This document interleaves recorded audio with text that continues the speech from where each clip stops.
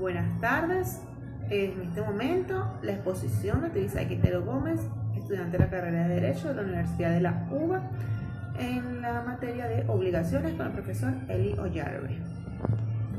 Buenas tardes. El siguiente video tiene como finalidad explicar lo que es el tema de obligaciones, todo lo que compromete el tema en el área de Derecho. ¿Ok? Entonces empezaremos por una pequeña definición por parte de Lawrence, el cual dice que la obligación es aquella relación jurídica por la que dos o más personas se obligan a cumplir y adquieren el derecho de exigir determinadas prestaciones. ¿Ok? Entonces, según Lawrence, esto es la obligación. Es un lazo o un vínculo jurídico que se establece entre dos personas o más mediante un contrato, ya sea verbal o escrito, mediante las partes se obligan a cumplir con lo allí estipulado. ¿Ok? Entonces, cuando estamos hablando de la obligación, nos vamos a encontrar con conceptos como el débito y la responsabilidad. En esto podemos decir que el débito es la actividad o la conducta que el deudor se compromete a realizar una prestación, un beneficio del acreedor. ¿Qué quiere decir? El débito es la acción mediante la cual el deudor se compromete a cumplir al acreedor según lo que se haya especificado al momento de contraer la obligación. La responsabilidad, por su parte, es la situación jurídica a que queda expuesto el patrimonio del deudor que no ha cumplido su débito. Es decir, es una garantía. ¿Ok? La responsabilidad es como la garantía que tiene este acreedor de que la obligación va a ser cumplida. ¿Ok? En este caso puede existir débito sin responsabilidad, así como puede existir la responsabilidad sin que exista el débito. El vínculo en la obligación. El vínculo en la obligación la conocemos como el nexo o la relación que produce efectos jurídicos entre los individuos o entre las personas y bienes a los que afecta. Esto es por decir, como un ejemplo, el deudor que queda ligado al acreedor hasta que haga efectiva su deuda por la prestación recibida. ¿Qué sucede? Este nexo no va a romperse hasta que la obligación sea subsanada. Mientras la obligación a la cual ya se han sometido las dos partes o las partes que estén involucradas, ya que recordemos que pueden ser dos o más, mientras este nexo, esta relación no sea completamente subsanada, la relación va a seguir. ¿Ok? O sea, el vínculo jurídico, el vínculo entre las partes va a seguir hasta que esta obligación no sea honrada. ¿Ok?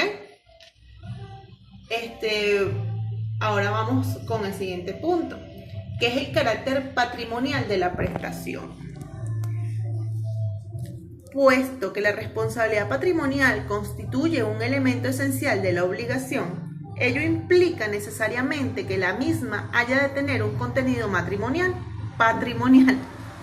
Ello no quiere decir que el contenido de la prestación objeto de la obligación solo deba ser de manera económica o naturaleza económica, no necesariamente, aunque ciertamente es lo que más frecuente y lo que más ocurre que sea económica.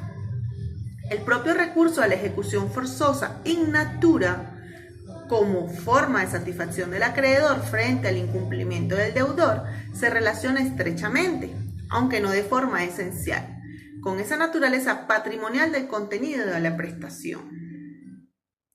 Lo que sí es indispensable, y en ello consiste en última instancia la patrimonialidad de la obligación, es que el incumplimiento del deudor puede traducirse directamente o indirectamente en la satisfacción del acreedor. Esta satisfacción puede ser resuelta en base al patrimonio del deudor. Es decir, si el deudor en la obligación que contrajo con el acreedor no llegase a subsanar esta deuda o a honrar esta deuda, su patrimonio puede verse afectado. ¿Ok? Ya que debe indemnizar a la otra parte, y esto va a ser equivalente como mínimo al valor económico de la prestación y puede ser en base a su patrimonio. O sea, que puede verse comprometido en su patrimonio. ¿Ok? Ahora hablemos de los requisitos de la obligación. Para que una obligación sea real, o sea, que estemos hablando ciertamente de obligación en el tema de derecho, debe cumplir con ciertos requisitos indispensables para que pueda ser tomada como una obligación. Entre estos requisitos, por así decirlo, destacan que la obligación debe ser posible. O sea, no puede ser algo imaginario, no puede ser algo o sea, que no tenga sentido, ¿ok? Debe ser algo factible, algo realizable, algo posible. Esto quiere decir, es decir, factible en el terreno de la realidad desde el punto de vista jurídico. La imposibilidad puede ocurrir que haya imposibilidad de la obligación. Natural. Cuando la imposibilidad es natural, el deudor se compromete a encontrar un fantasma, por decir, o adivinar el futuro o teletransportarse. Esto no es posible, ¿ok? Por eso la obligación debe de ser posible.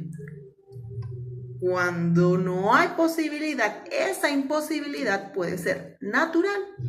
La natural, como ya dijimos ese ejemplo, puede ser que alguien se comprometa a encontrar un fantasma, algo que no puede ser tangible, algo que no se puede tocar, que no se puede visualizar, ¿ok? También en la imposibilidad jurídica. En esta imposibilidad jurídica puede ser, supóngase que el deudor se compromete a vender la Plaza Bolívar, el cual es un patrimonio, el cual no está en venta, o sea, no es algo viable, o arrendar una avenida, ¿ok? Seguimos en lo mismo, no es algo viable, no es algo factible porque no es privado, no es de tu pertenencia, no puedes hacer uso ni de la plaza ni de una avenida para alquilarla o para venderla, ¿ok? Entonces por esto no es posible. Entonces esa obligación de por sí quedaría nula, ya que no hay la factibilidad de que sea posible, ¿ok? Entre otras de sus características, la obligación debe ser lícita. Es decir, que su ejecución no viole ninguna ley que esté ya estipulada previamente ni las buenas costumbres a las que, como todas, debemos conocer. Tampoco pueden, estas obligaciones que contraigan las personas, ya sean jurídicas o naturales, no pueden alterar el orden público. Para un ejemplo que podemos dar en este requisito de las obligaciones, supónganse que un deudor se compromete a vender droga. No puede ser, ¿por qué? Porque es algo ilícito, ¿ok? Y la obligación en una de sus características debe ser lícita. Debe ser determinada o determinable. Debe tener un tiempo. Debe ser concisa. Debe ser explícita, ¿ok? Un ejemplo de determinada o determinable podemos nombrar vender la cosecha del año siguiente. Sabemos que es algo que va a ocurrir, ¿ok? Si estamos trabajando la tierra y es nuestro trabajo, es nuestro modo de sustento, sabemos que la obligación que contraigamos de acuerdo a nuestro trabajo es viable, es lícita, es factible, es realizable vender la cosecha del año siguiente. Debe ser valorable económicamente. Debe corresponder a un interés legítimo del acreedor, no necesaria económica, pero ya que puede ser del disfrute artístico o intelectual. ¿Ok? Ahora vamos con los elementos de la obligación. Entre los elementos de la obligación, en este momento yo los dividí como en dos escenarios, el cual es el elemento subjetivo y el elemento objetivo. El elemento subjetivo está integrado por lo que es el deudor y el acreedor, ¿okay? Que son dos pilares fundamentales en lo que es la obligación, ya que de no existir deudor y acreedor, definitivamente no estamos ante una obligación. El deudor conocemos como la persona que se compromete a realizar una determinada conducta a favor del acreedor. Estos deudores pueden ser solidarios, mancomunados, principal o subsidiario. El deudor se conoce como el sujeto pasivo, ya que es el que contrae la obligación en pro del acreedor. Es quien debe honrar la deuda que se contrae, ¿ok? Tenemos por otra parte el otro pilar fundamental, que es llamado acreedor. El acreedor es la persona en beneficio de la cual el deudor del que ya hablamos va a realizar la actividad a que se ha comprometido. Para el deudor existe una obligación y para el acreedor existe un derecho de crédito, ¿ok? Al acreedor lo vamos a conocer como el sujeto activo en esta relación jurídica. Bueno, como les dije, yo lo clasifiqué en elemento subjetivo, elemento objetivo. Ahora vamos con el elemento objetivo. Según la clasificación romana, tenemos el dare, facere y prestare. ¿En qué se traduce? En tres estamentos. La prestación de dar, la prestación de hacer y la prestación de no hacer. Ahora explicaremos qué es la prestación de dar. Tienen por objeto la transmisión de la propiedad a un derecho real y se transmite por el consentimiento legal manifestado.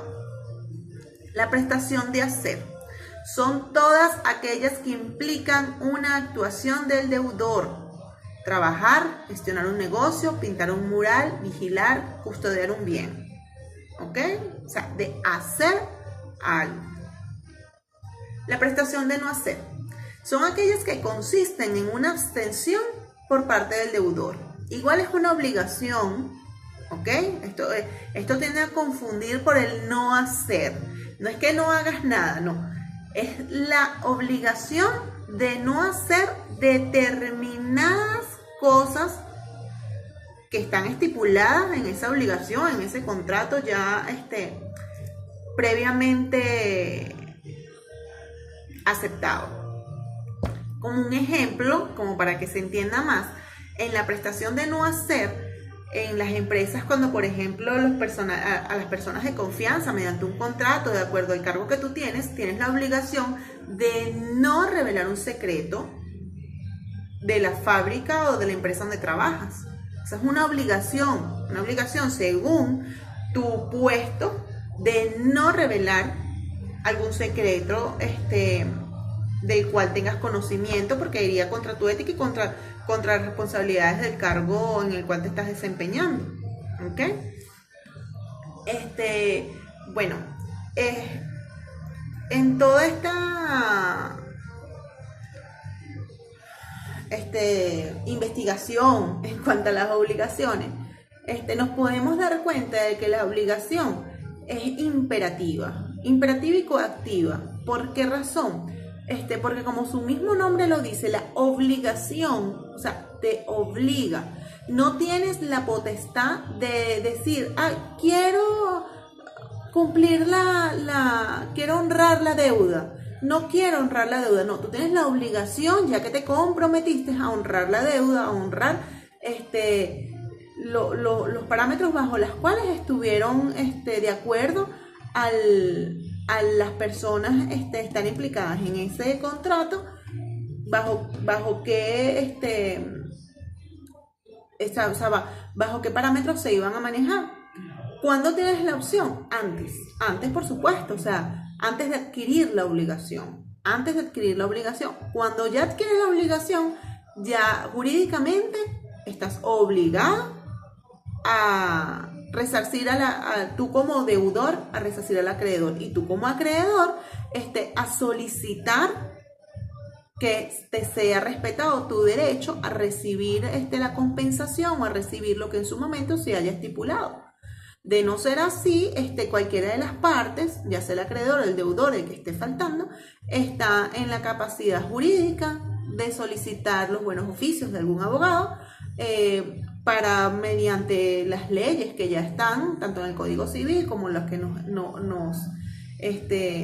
bajo las cuales nosotros manejamos, buscar el procedimiento adecuado para con el caso que esté en el momento. ¿Ok? Muchas gracias por su atención. Buenas tardes.